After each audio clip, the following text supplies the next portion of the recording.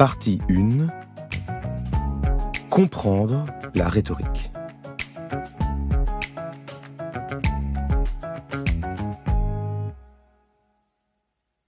La rhétorique.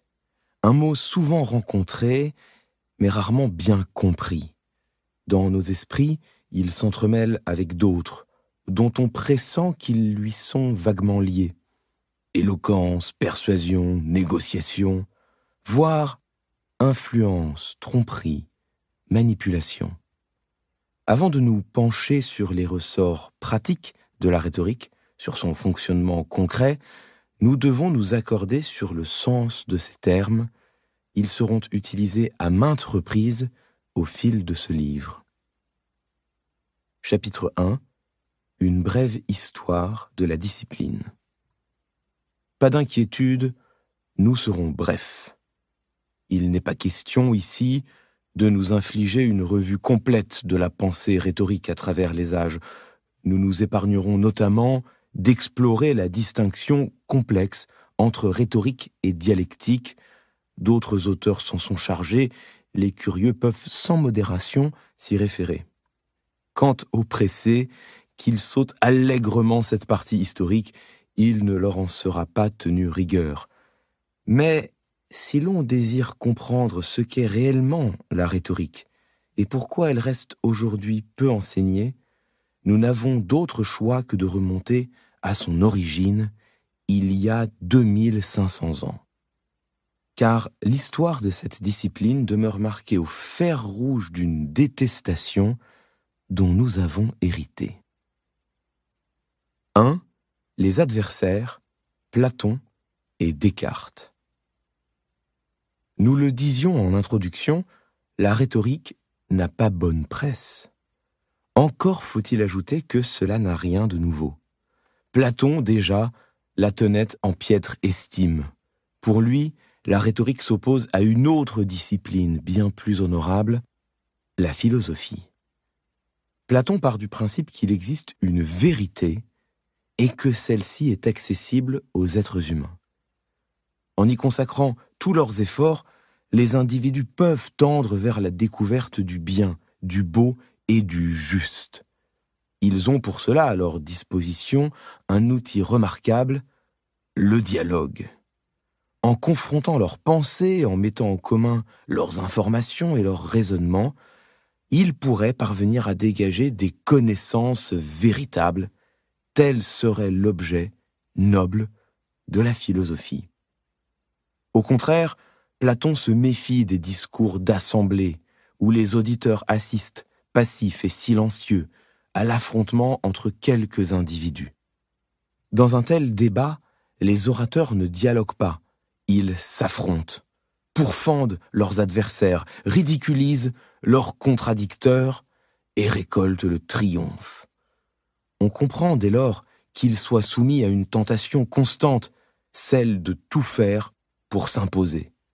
Et tant pis si cela implique de charmer les auditeurs, de s'adresser à leurs bas instincts, de ne leur dire que ce qu'ils veulent entendre. Tant pis si cela implique d'abandonner la vérité pour se contenter de la victoire. Apprendre à convaincre sans se soucier de savoir pourquoi ni comment on emporte la conviction, tel serait l'objet vil de la rhétorique. Dans le dialogue Gorgias, cette pensée est développée avec une image marquante. La rhétorique serait au fond pareille à la cuisine. Pour Platon, le cuisinier est celui qui se préoccupe uniquement de flatter le palais sans s'embarrasser de ce qui est réellement bon pour le corps. De la même manière, la rhétorique aurait pour seul souci de flatter les esprits sans s'encombrer de ce qui est réellement bon pour les hommes ou pour la cité. La rhétorique serait ainsi à la philosophie ce que la cuisine est à la médecine, un savoir-faire mensonger, centré sur le plaisir et étranger à la vérité. Pour Platon, la rhétorique est donc une forme de dévoiement de la parole. Celle-ci n'est plus utilisée pour élaborer des connaissances, mais pour manipuler des foules. Elle ne cherche plus à découvrir le beau, le bien et le juste, mais à amasser prestige, pouvoir et richesse. La rhétorique ne serait rien d'autre qu'une parole ayant abdiqué la recherche du vrai, l'inverse même de la philosophie. Platon n'est pas le seul penseur à avoir formulé un jugement sévère à l'égard de la rhétorique. Il est notamment rejoint 2 millénaires plus tard par René Descartes, dont les travaux ont exercé une profonde influence sur la pensée occidentale. Descartes part du même présupposé que Platon, la vérité existe, elle est accessible aux êtres humains, et il faut donc partir à sa recherche. Pour lui cependant, cette quête du vrai ne passe pas par le dialogue, mais par la démarche scientifique.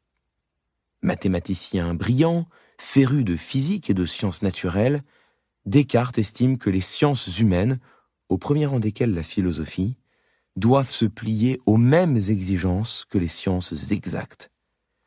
C'est le triomphe de la pensée dite rationnelle. Pour être acceptables, les jugements doivent découler d'un raisonnement irréfutable, dans lequel chaque étape est la conséquence logique d'une conclusion antérieure, elle-même établie de manière incontestable. En somme, il nous faudrait porter sur le monde un regard similaire à celui que le mathématicien porte sur ses équations. Raisonner avec la même rigueur. Cette démarche porte un nom, la démonstration. La démonstration, c'est précisément le contraire de la discussion. Ce qui caractérise une démonstration, c'est son caractère indiscutable. Les auditeurs n'ont pas le choix d'en accepter ou non les conclusions. Ils peuvent éventuellement tenter de mettre en lumière une erreur dans le raisonnement logique. Dans ce cas, la démonstration se verrait invalidée. Mais faute d'y parvenir, ils seront bien obligés de considérer les conclusions démontrées comme justes et justifiées. C'est ainsi que ni les écoliers, ni les professeurs, ni même les mathématiciens ne se voient offrir le choix d'accepter ou de refuser le théorème de Pythagore. Tant qu'aucune faille n'aura été détectée dans le raisonnement qui y conduit, celui-ci devra être considéré comme vrai. On dit des conclusions d'une démonstration qu'elles sont nécessaires. Elles s'imposent aux auditeurs sans que ceux-ci aient la possibilité de s'y opposer. Voilà pour Descartes la bonne manière de raisonner au quotidien en recherchant la vérité avec l'exigence de la démonstration. Descartes va même plus loin. Pour lui, la vérité possède une spécificité, elle apparaît forcément comme évidente à qui en est témoin. Établie avec certitude au gré d'une méthode rigoureuse, elle ne peut qu'être claire et frappante et s'imposer à tous sans résistance.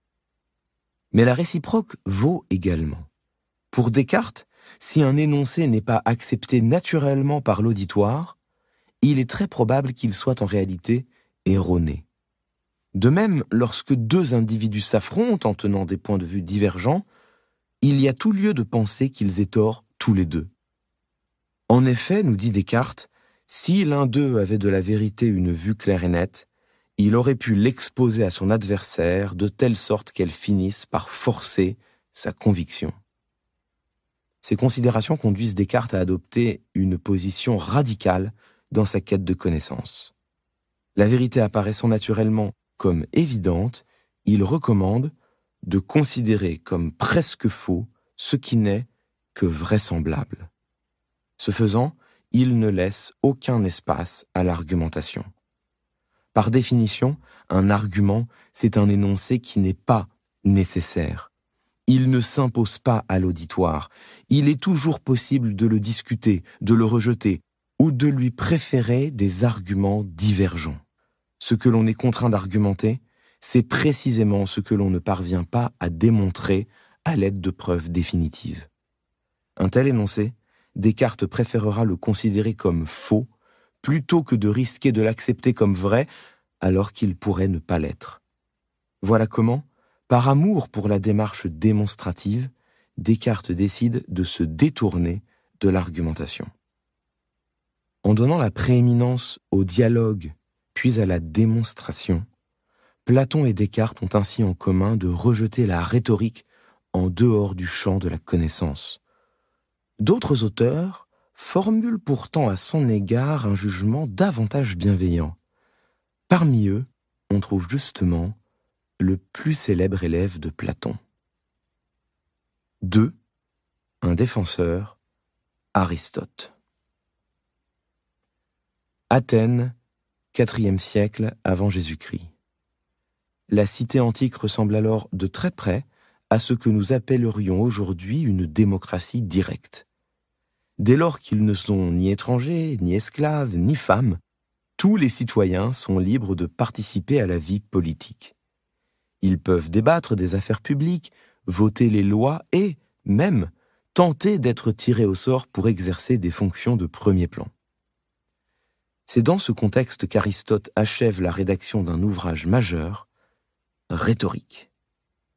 Tout comme son maître Platon, Aristote estime qu'il existe des domaines de la connaissance dans lesquels les êtres humains doivent tendre vers la vérité, les mathématiques, les sciences naturelles ou la philosophie par exemple. Il leur faut alors effectivement chercher à établir des conclusions certaines, reposant sur des chaînes de déduction rigoureuses.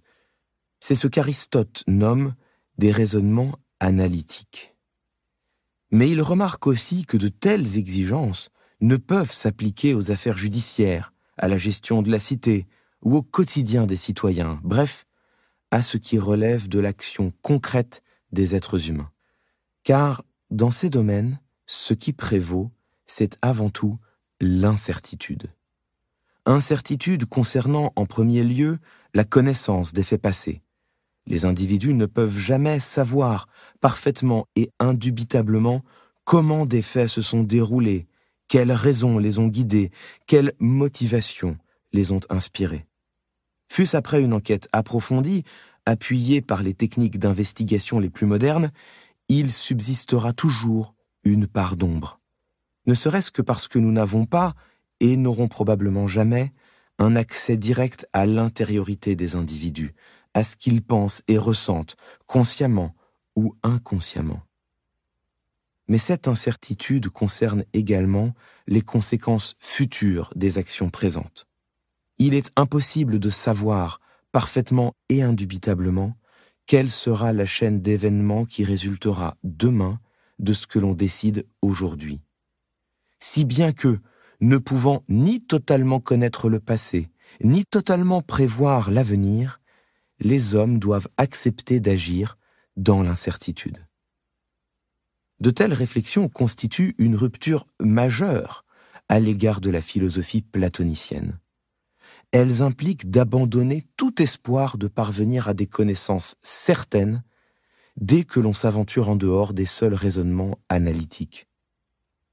Qu'il s'agisse de rendre un jugement dans un procès, de choisir une orientation politique ou de résoudre nos problèmes de tous les jours, il nous faut renoncer au fantasme de savoir où se situe le bien, le juste et le beau. Ou pour le dire autrement, la vérité nous est inaccessible au quotidien. Est-ce à dire pour autant que nous sommes condamnés à prendre nos décisions en dehors de toute raison, au gré de la violence ou du hasard? Aristote, lui, ne parvient pas à s'y résoudre. Il considère que, entre la vérité inaccessible et le chaos inacceptable, il existe une position intermédiaire. Celle dans laquelle on ne cherche pas à déterminer ce qui est bon, juste et beau, mais plutôt ce qui est probable, préférable et acceptable. Non plus la quête du vrai, mais celle du vraisemblable. Pour Aristote, de tels raisonnements ne s'inscrivent plus dans le domaine analytique, ils relèvent au contraire de ce qu'il appelle la rhétorique. Aristote réintroduit donc de la rationalité en dehors de la seule démonstration. Il montre que les êtres humains peuvent raisonner convenablement sans s'astreindre pour autant à des exigences insurmontables.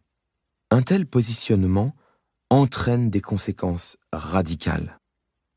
En faisant le deuil de la vérité, nous devons également renoncer à l'idée qu'il puisse y avoir une seule réponse à chaque interrogation, une solution unique à chaque problème. Autrement dit, au quotidien, nous ne pouvons plus être sûrs de rien. Pour chaque individu qui développera un raisonnement et en tirera une conclusion, il s'en trouvera un autre pour tenir un raisonnement différent et aboutir à une conclusion divergente. Il est possible qu'une de ces positions nous paraisse préférable à l'autre.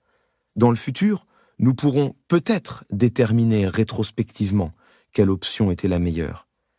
Mais au présent, il est impossible de savoir avec certitude où se situe le vrai. La seule boussole dont nous disposons pour prendre nos décisions, c'est le vraisemblable. Il faut mesurer les implications d'une telle pensée. Si, dès lors que nous sortons du domaine de la démonstration, il n'y a plus de vrai, alors plus personne n'a raison. Les conclusions d'une argumentation ne s'imposent jamais à nous. Nous sommes toujours libres de les refuser. Nous pouvons toujours brandir des contre-arguments. Il en découle des conséquences terribles. Nous pouvons défendre une proposition hautement vraisemblable et malgré tout échouer à convaincre. À l'inverse, nous pouvons défendre des énoncés ouvertement discutables et parvenir à emporter la conviction. Il en résulte qu'au quotidien, les individus n'ont pas seulement besoin d'une méthode pour raisonner rigoureusement, il leur faut également une technique pour emporter l'adhésion efficacement. La rhétorique, c'est précisément cela, l'art de déterminer ce qui est convaincant au double sens du terme, rigoureux et efficace. Ces réflexions amènent Aristote à élaborer un ouvrage pratique, sa rhétorique, dans laquelle il étudie les procédés permettant de produire à la fois des raisonnements solides et des discours impactants. Il inaugure ainsi une tradition importante dans l'Antiquité, l'écriture de traités consacrés à l'art de convaincre. Celle-ci va perdurer jusqu'à la période romaine, à travers notamment les œuvres majeures de Cicéron, de l'orateur, et Quintilien, les institutions oratoires. Toutefois, dès le 1er siècle après Jésus-Christ, ces ouvrages se font de plus en plus rares.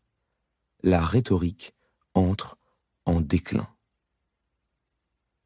3. Oubli et redécouverte. À la fin de l'Antiquité, deux traditions s'affrontaient, celle de Platon et celle d'Aristote. Au premier, le primat de la philosophie comme quête de la vérité. Au second, la reconnaissance de la rhétorique comme recherche du vraisemblable. D'un côté, l'art du dialogue, de l'autre, les techniques du discours. À l'échelle de l'histoire, le verdict est sans appel. L'école de Platon puis de Descartes s'impose, celle d'Aristote périclite. Ce sommeil de la rhétorique semble lié, au moins en partie, à l'histoire politique. En Europe, la chute des régimes démocratiques, dans les cités grecques, et des institutions républicaines, à Rome, entraîne une éclipse générale de la délibération dans la gestion des affaires publiques. Le débat en assemblée, la discussion en commun, la prise de parole devant un auditoire occupent une place de plus en plus restreinte dans le gouvernement des hommes. C'est le temps des empereurs et des rois, dont la parole ne souffre pas la contradiction. Les souverains décident sans avoir de compte à rendre, ils imposent sans avoir à convaincre.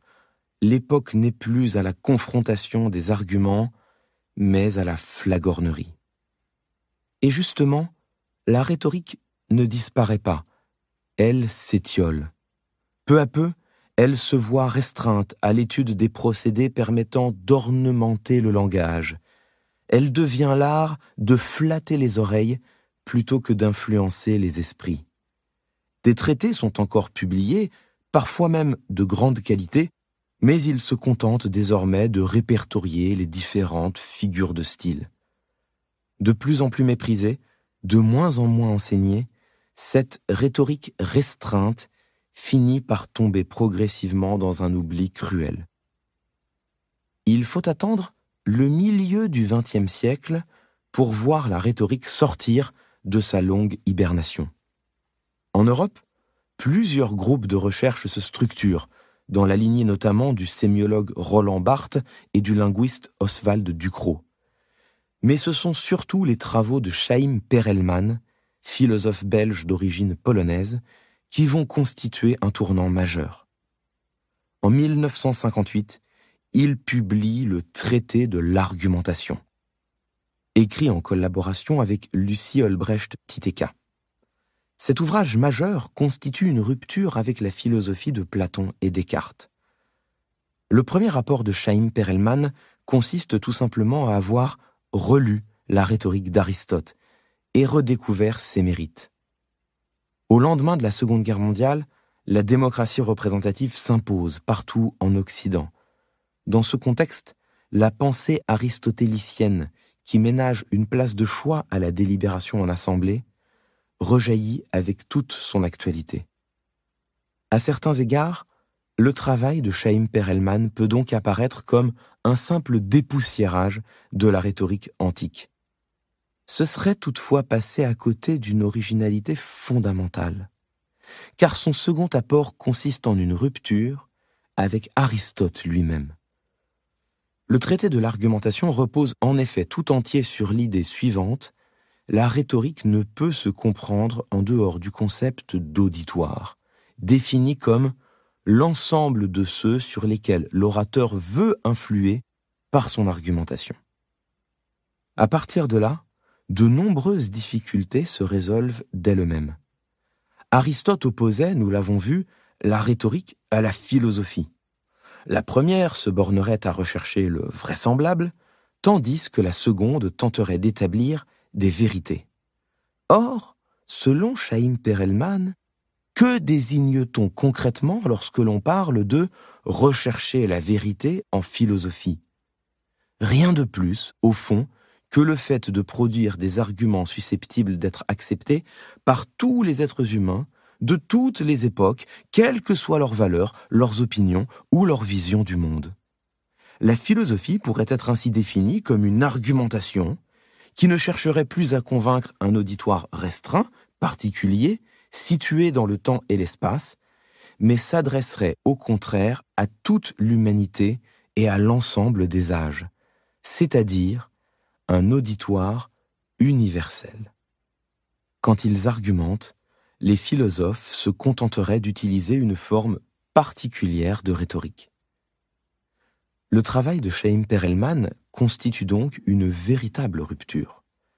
Il ne se contente pas, comme l'avait fait Aristote, de réhabiliter la rhétorique aux côtés de la philosophie.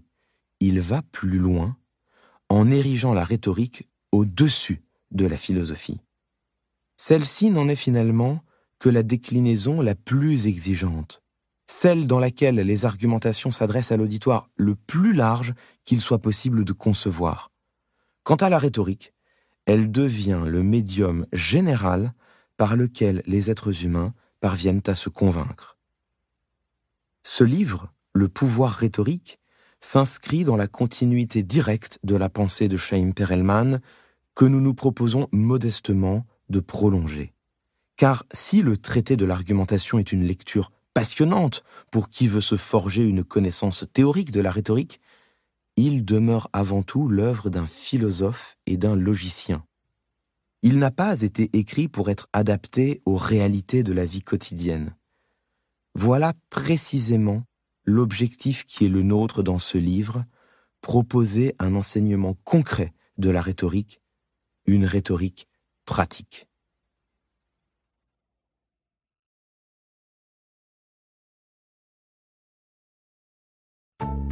Chapitre 2.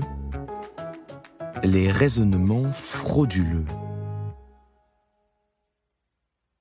Comme le remarque le rhétoricien J. Heinrichs, lorsque nous sommes confrontés à une argumentation, nous devons garder à l'esprit 3 grandes questions. Les preuves se tiennent-elles? Toutes les options ont-elles été envisagées? le raisonnement mène-t-il bien à sa conclusion? Ces interrogations sont essentielles. Elles nous permettent de mettre à jour les ressorts sur lesquels pivotent les principaux sophismes. Nous envisagerons successivement ces trois types de raisonnements frauduleux, les constructions fautives, les options lacunaires, les prémices contestables. 1. Les constructions fautives. Ces sophismes consistent à fonder un raisonnement sur une construction enfreignant gravement les règles de la déduction. Ils sont au fond l'équivalent de syllogismes erronés, mais qui se draperaient sous les atours de la langue naturelle. Leur absurdité criante se trouve masquée par les non-dits. Ce sont incontestablement des arguments trompeurs. La pétition de principe. Aussi connue sous le nom de tautologie, elle consiste à utiliser parmi nos prémices la conclusion à laquelle nous entendons aboutir. Il s'agit donc d'un raisonnement circulaire qui ne démontre strictement rien. C'est le cas de cette démonstration théologique très classique. Dieu existe parce que c'est écrit dans la Bible, et la Bible dit vrai parce qu'elle est la parole de Dieu. Ou encore de cette réponse maladroite ébauchée par le sophiste Hippias face à un Socrate goguenard qui lui demandait sa définition du beau. « Sache donc, puisqu'il faut te dire la vérité, que le beau, c'est une belle fille. » Bien sûr, dans ces deux cas, la tautologie saute aux yeux. Pourtant, au quotidien, nous avons fréquemment recours à des pétitions de principe sans nous en rendre compte. Par exemple, « Pourquoi je pense que le Paris Saint-Germain est favori? Mais enfin, parce qu'ils ont la meilleure équipe. » Ainsi présenté, voilà qui semble entendu. Mais pour quelle raison exactement cette équipe est-elle la meilleure? C'est ici que cessent les évidences illusoires et que commencent généralement les discussions de comptoir. Le procédé pourrait paraître anodin, mais ne nous y trompons pas, il est fréquemment utilisé dans le débat public où ses conséquences sont autrement plus délétères. Lorsqu'un responsable politique se trouve accusé de malversation, on l'entendra invariablement marteler « De telles allégations sont scandaleuses. Tout mon parcours prouve que je suis d'une honnêteté sans faille. » Certes, mais si c'est précisément cette honnêteté sans faille qui vient d'être mise en cause par des éléments probants, l'argument n'a soudain plus aucune valeur, et même cesse d'être un argument. Parfois, le procédé peut prendre des formes encore plus pernicieuses.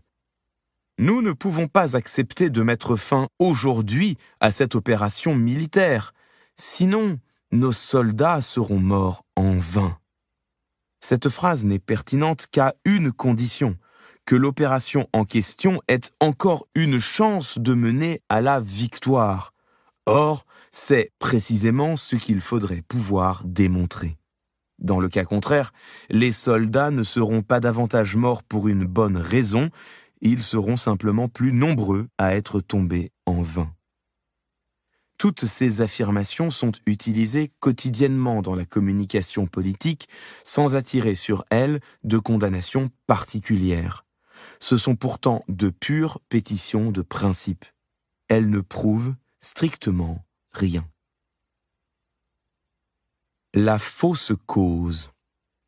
Elle consiste à prétendre que, parce qu'un événement se serait passé après un autre, il en serait directement la conséquence.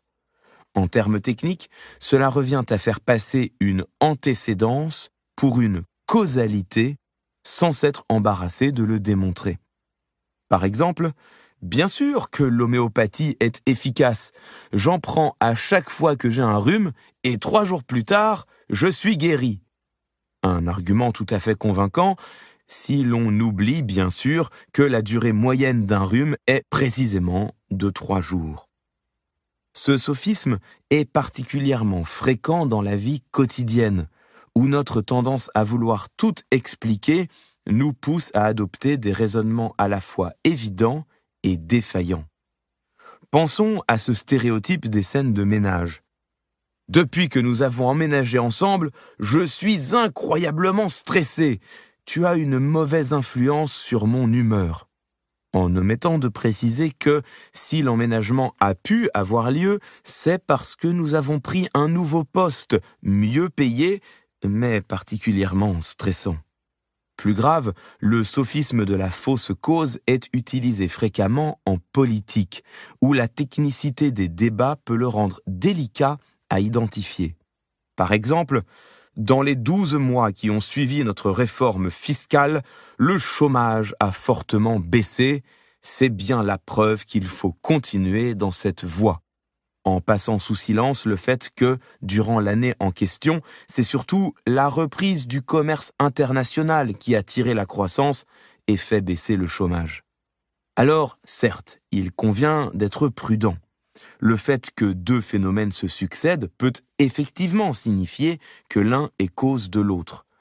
Encore va-t-il falloir être en mesure de le prouver. Tant que cette démonstration n'a pas eu lieu, l'argument doit être considéré comme sophistique. L'honneur et le déshonneur par association. D'une manière générale, les paralogismes par association reviennent à considérer que, dès lors que deux individus partagent un point commun, ce qui s'applique à l'un s'applique aussi à l'autre. C'est cette erreur qui est à la source du syllogisme absurde « Socrate boit du lait, or les chats boivent du lait, donc Socrate est un chat ». Dans leur forme sophistique, destinée à tromper, ces raisonnements sont fréquemment utilisés afin de glorifier ou discréditer, à tort, un interlocuteur. On parle alors d'honneur ou déshonneur par association. L'honneur par association se repère généralement de loin par sa fâcheuse tendance à basculer dans la flagornerie la plus crasse. Sa prestance, sa carrure, son regard, tout dans ce nouveau président rappelle le général de Gaulle, il sera sûrement comme lui un grand chef d'État. Mais il peut également s'incarner dans les contours de raisonnement plus subtils. C'est le cas, par exemple, de l'appel à Galilée. Celui-ci est utilisé pour voler au secours de théories indémontrables, farfelues, voire franchement erronées. Allez-y, gaussez-vous, riez, mais entre deux gloussements, souvenez-vous de Galilée. Lui aussi, en son temps, fut ridiculisé pour avoir osé soutenir que la Terre tourne autour du Soleil avant d'être finalement réhabilité.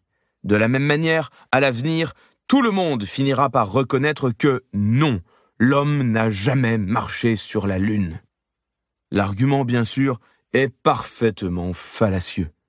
Ainsi que le résume malicieusement l'astronome Carl Sagan, le fait que certains génies aient fait l'objet de moqueries n'implique pas que tous ceux dont on se moque soient des génies. On s'est moqué de Christophe Colomb, de Fulton et des frères Wright, mais on s'est aussi moqué de Bozo le clown.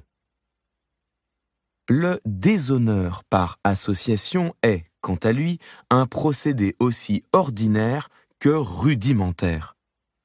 Il consiste à trouver un lien entre l'un de nos adversaires et une figure honnie par nos auditeurs, puis de monter en généralité afin de disqualifier tout à la fois la personne et son argumentation.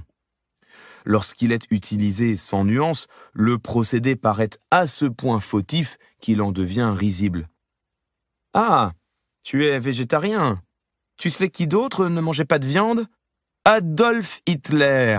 Cela en dit long sur les penchants totalitaires des gens comme toi. » On parle d'ailleurs ironiquement de réductio ad Hitlerum pour qualifier cette forme paroxystique du déshonneur par association dans laquelle l'interlocuteur est directement renvoyé au nazisme. Il arrive toutefois que cette stratégie soit utilisée avec davantage de finesse. Elle peut alors se révéler redoutable. Dois-je vous rappeler qu'un de vos collègues au gouvernement vient d'être mis en examen pour détournement de fonds? On voit bien désormais le peu de considération que vous avez pour l'éthique et l'exemplarité. L'argument pourrait avoir du poids si l'on était capable de montrer que le ministre en question a été nommé en toute connaissance de cause en dépit de ses malversations. Dans le cas contraire, il est parfaitement inacceptable. La division abusive. Elle consiste à prétendre que ce qui est vrai pour le tout l'est aussi pour ses parties. Or, c'est loin d'être toujours le cas. Un bateau flotte et pourtant, la majorité des pièces dont il est constitué coulerait si elles étaient jetées à l'eau. De même, le fait d'avoir eu beau temps durant les vacances n'est pas exclusif d'une ou deux journées de pluie. Ainsi présenté, le sophisme paraît aussi simple qu'inoffensif. Il permet pourtant de construire des raisonnements pernicieux.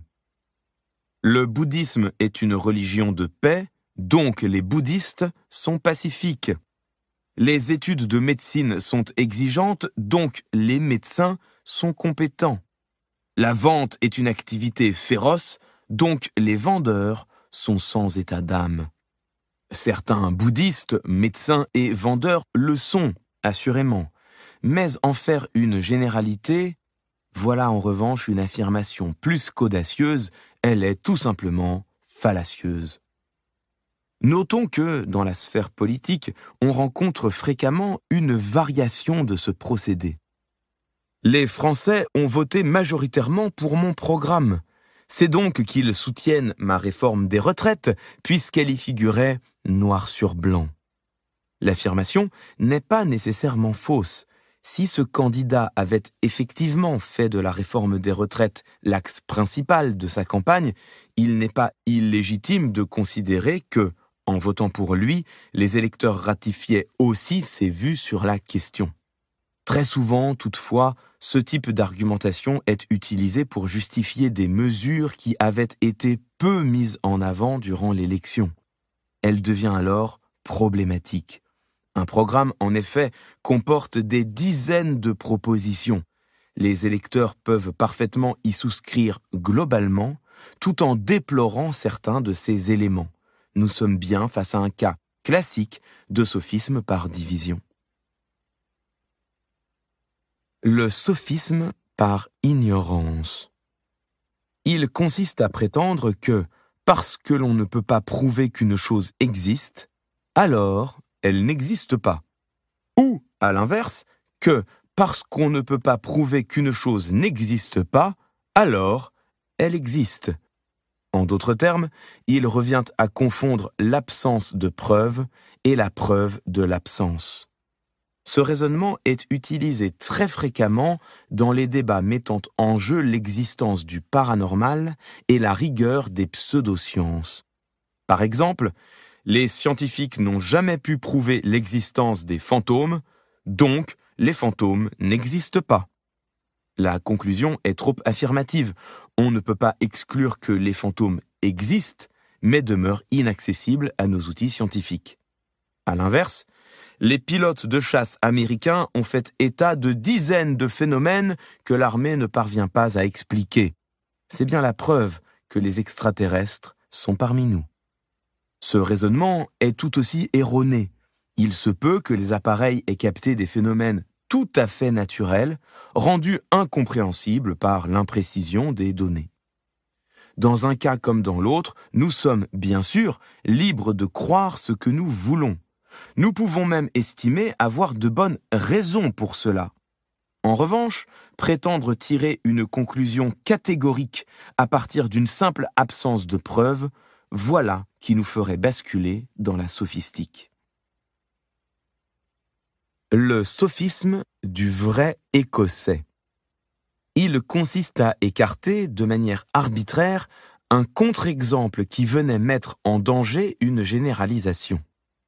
L'illustration classique, qui a donné son nom au procédé, nous vient du philosophe anglais Anthony Flew. Aucun Écossais ne met de sucre dans ses céréales. Pourtant, mon oncle Angus, qui est écossais, met du sucre dans ses céréales. Dans ce cas, ton oncle Angus n'est pas un vrai Écossais. Par sa construction, ce procédé n'est rien d'autre qu'une variation sur la pétition de principe. Il revient à utiliser, en tant que prémisse, l'énoncé qui aurait précisément dû faire l'objet d'une démonstration. Puisqu'aucun Écossais ne met de sucre sur ses céréales, si ton oncle Angus le fait, alors ce n'est pas un vrai Écossais. Dans son utilisation toutefois, le vrai Écossais présente une spécificité. Il est une machine à écarter les objections. Par exemple, les féministes militent pour l'interdiction de la prostitution. C'est pas vrai. Il y a tout un courant du féminisme qui revendique au contraire le droit pour les femmes de faire ce qu'elles veulent de leur corps. Pardon, mais là, tu me parles de travailleuses du sexe. Les vraies féministes, elles, sont pour l'interdiction de la prostitution. Lorsqu'elles sont assénées avec aplomb et assurance, de telles répliques sont susceptibles d'apporter la victoire. L'interlocuteur mettra en doute sa propre pensée, commencera à se demander si son contre-exemple était bien approprié, réalisera, mais trop tard, l'ampleur du subterfuge, le débat sera déjà terminé. La stratégie est encore plus efficace si elle se redouble, comme ici, d'une disqualification ad personam. Là, tu me parles de travailleuse du sexe. Il s'agit bien sûr d'une distinction artificielle, elle-même fallacieuse. On peut parfaitement être à la fois travailleuse du sexe et féministe. Elle n'en contribue pas moins à obscurcir le procédé sophistique afin de le rendre moins facilement détectable et encore plus détestable. Prenons garde cependant, il arrive que des contre-exemples soient réellement sans fondement, ce qui autorise à les écarter d'un revers de la main. Mais n'acceptons pas de voir nos objections rigoureuses être balayées nonchalamment. C'est cette stratégie-là qui est fallacieuse. La généralisation hâtive. Elle consiste en un raisonnement par induction, dont les preuves ne devraient pas être considérées comme suffisantes pour établir une conclusion. Nous avons déjà eu l'occasion de l'évoquer très largement, il s'agit tout simplement d'une argumentation par l'exemple. Contentons-nous d'en donner une nouvelle illustration, cette fois tirée des tribulations de la vie de couple. « Oh super, tu as fait les courses, tu as pris mes céréales ? Ah mince, non, désolé, j'ai totalement oublié. Et voilà, j'en étais sûr, tu ne penses jamais à moi. »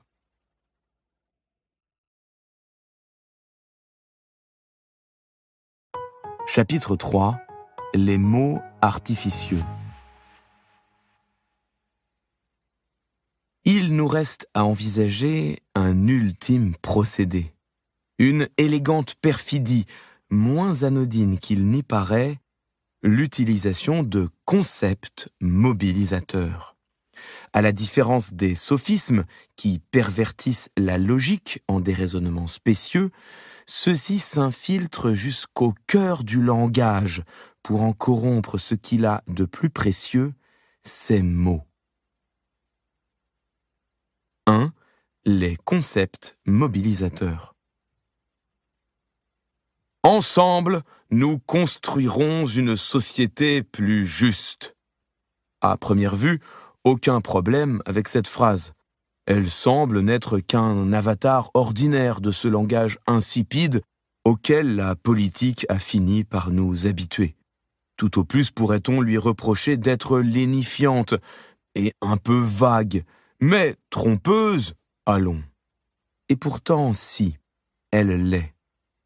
Par concept mobilisateur, nous désignons des mots ayant deux caractéristiques. La première, leur contenu dénotatif est soit inexistant, soit foisonnant. Ou bien ils ne veulent rien dire, ou bien ils peuvent vouloir dire tout et son contraire. La seconde, ils sont connotés positivement. Le simple fait de les prononcer évoque, à l'esprit des auditeurs, des représentations plaisantes. Autrement dit, ils parlent à tout le monde, tout en ayant une signification différente pour chacun. Ainsi définis, ces concepts mobilisateurs se déclinent en une liste interminable. On les trouve bien évidemment dans la sphère politique.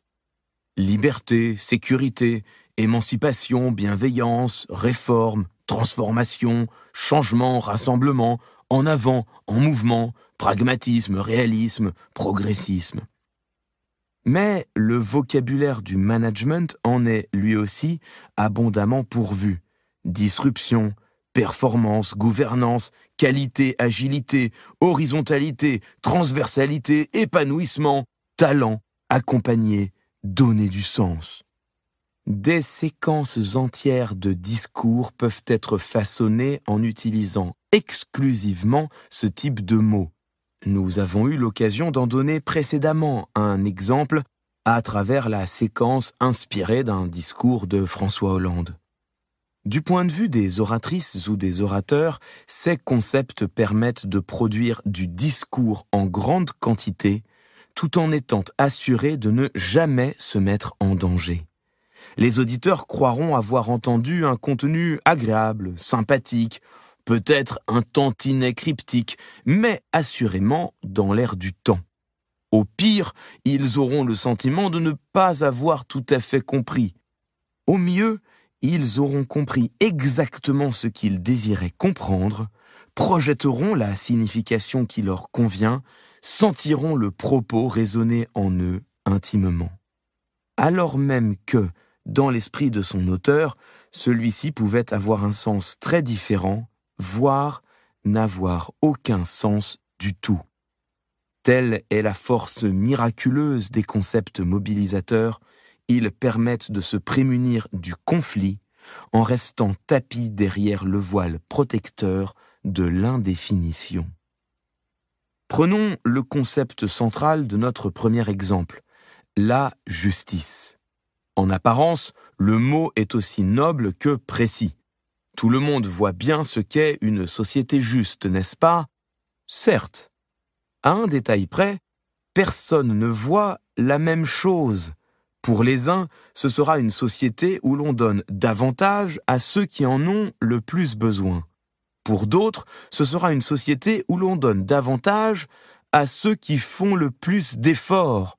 Pour d'autres encore, ce sera une société où l'on donne davantage à ceux qui possèdent la nationalité. Tous se retrouvent derrière l'idéal de justice, mais aucun ne possède la même conception d'une société juste. Nous sommes bien face à un concept mobilisateur. Il permet de rassembler derrière une même bannière des individus divisés. Pour l'oratrice ou l'orateur, sur le plan stratégique, cela constitue une aubaine inespérée. D'un point de vue éthique, le procédé n'en reste pas moins discutable. Quand bien même il serait repéré, il nous laisserait seulement à penser que l'argumentation manque de précision. Alors que la réalité est bien pire, elle n'a rigoureusement aucune signification. C'est dans cette ambiguïté que se niche la mystification. Est-ce à dire qu'il faille jeter l'opprobre sur tout individu que l'on surprendrait à manipuler de tels mots? Au contraire, les concepts ne sont jamais mobilisateurs par nature. C'est en étant répétés jusqu'à la nausée dans des discours flasques et négligés qu'ils finissent par perdre toute substance. Dès que nous faisons l'effort de préciser le sens que nous leur conférons, nous revenons dans le champ de la pensée. Pour filer l'exemple précédent, il existe bien sûr des philosophies de la justice. Elles s'attachent à la définir et la caractériser. Mais c'est précisément ici que se situe la différence. Les concepts y sont travaillés. Ce n'est qu'à force d'être brandis mécaniquement qu'ils se figent, se fossilisent et basculent dans la vacuité. Ce ne sont plus des idées, tout juste des outils, voués à susciter du flou dans l'espoir de récolter un consensus mou. Cette dernière précision devrait nous inciter à la prudence toutefois, puisque c'est le contexte qui confère au concept son caractère mobilisateur. Nous ne pouvons jamais exclure qu'un discours vague soit, en réalité, limpide pour l'individu qui le prononce. Dans son esprit, les mots sont définis et les arguments précis. Peut-être même que les membres du groupe auquel il appartient, qu'il s'agisse d'un mouvement politique, d'une entreprise ou d'une administration, sont capables d'en décoder le sens. De deux choses l'une dans ce cas.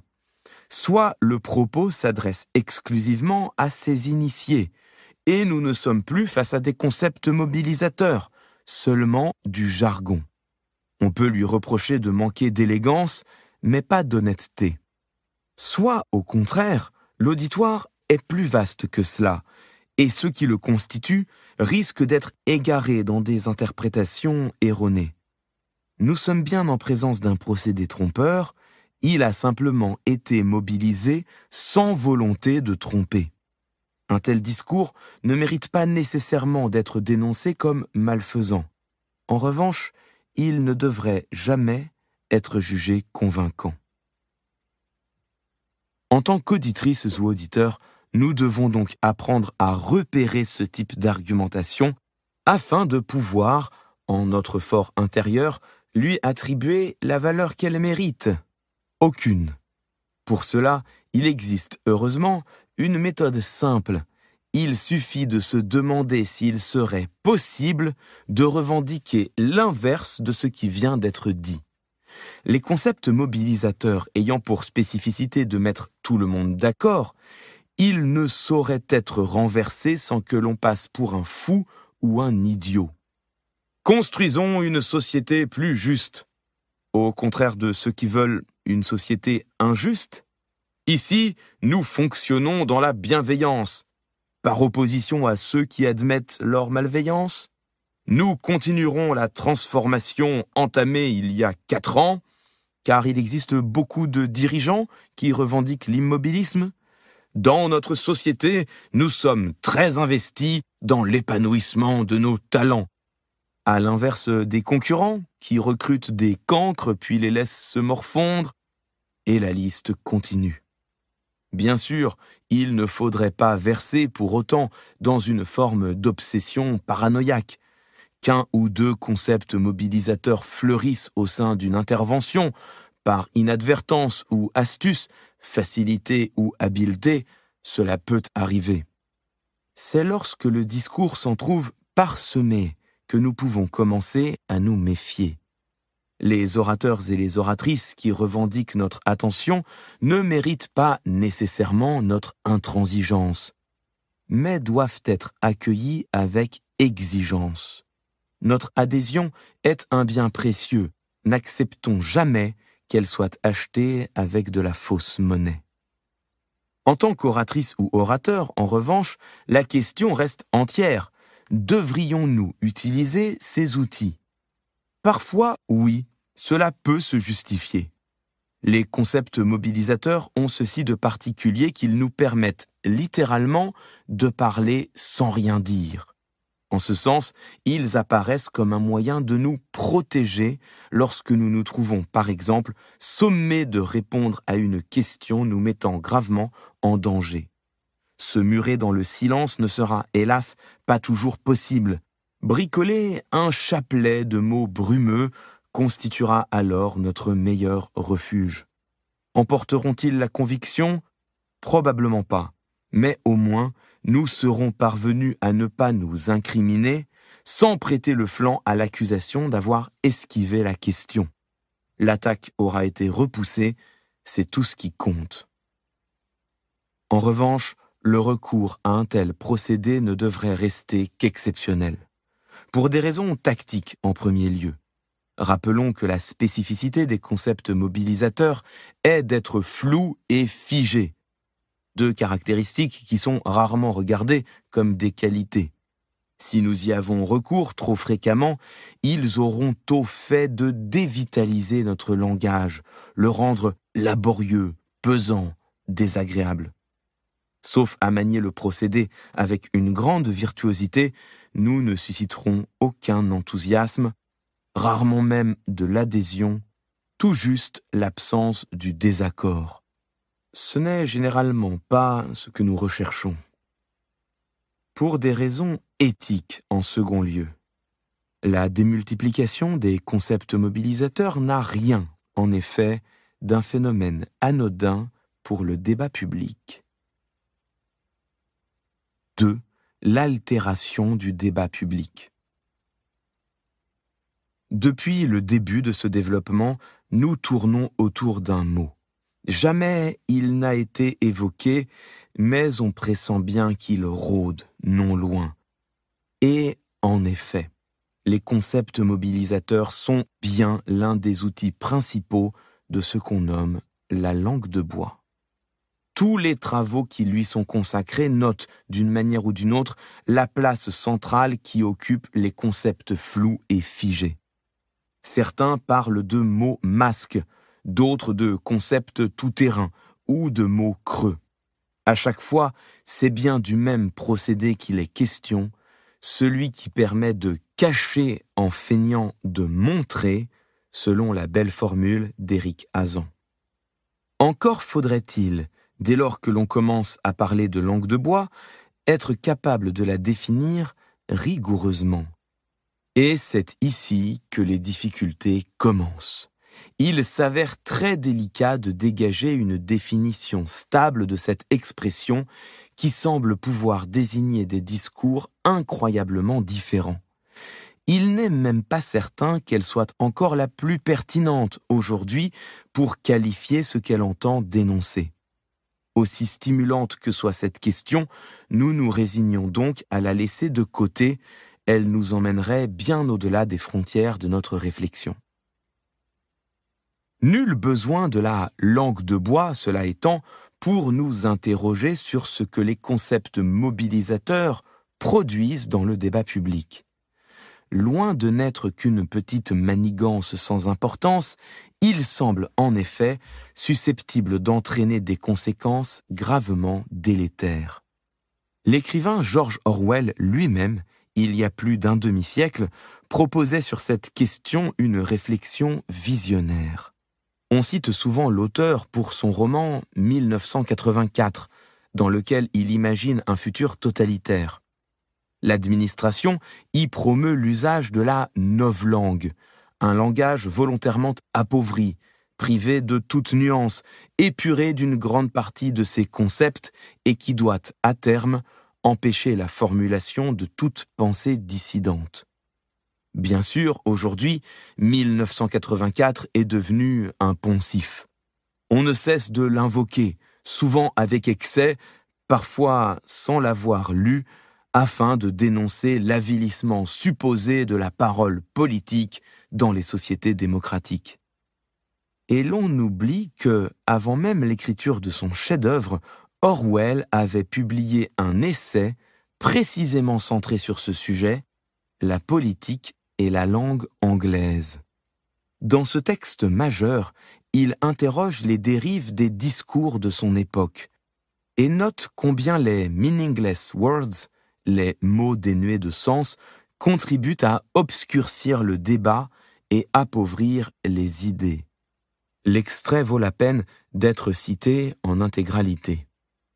Dans certains types d'écrits, il est fréquent de tomber sur de longs passages presque totalement dénués de sens. C'est notamment le cas en politique. Le mot « fascisme » n'a plus de sens, sauf dans la mesure où il signifie quelque chose de non désirable. Les mots « démocratie »,« socialisme »,« liberté »,« patriotique »,« réaliste »,« justice » ont chacun plusieurs sens différents qui ne peuvent être conciliés les uns avec les autres. Les mots de ce genre sont souvent employés de manière délibérément malhonnête. L'individu qui les utilise en a sa propre définition, mais laisse ses auditeurs penser qu'il pourrait vouloir dire quelque chose de tout à fait différent.